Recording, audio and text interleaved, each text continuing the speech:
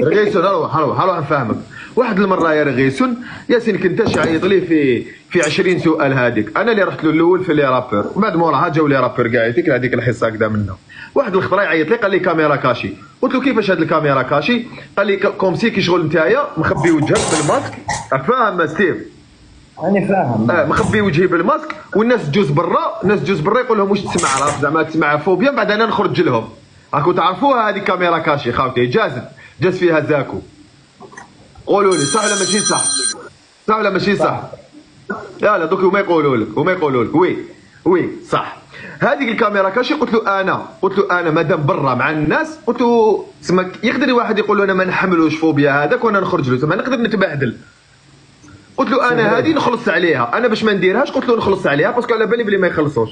قال لك لا ما نخلصوش حنا هكذا منا. قلت له لا ما فيهاش. راك فاهم ستيف؟ انا فاهم. ومن بعد هذيك راح الكاميرا كاشي هذيك، راح صاحبي اللي هو زاكو جاز في الكاميرا كاشي هذيك.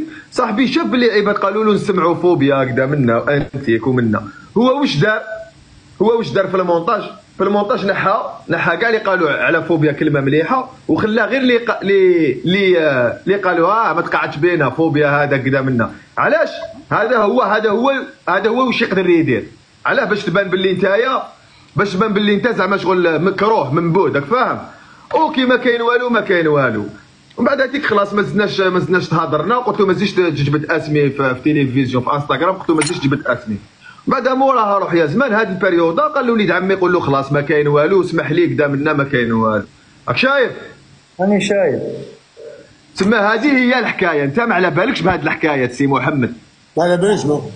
ما لا ديك اليوم ولا على بالك واش كاين؟ لي كومونتير الماحي اشد من القتل، لم يكتبوا لي الماحي اشد من القتل.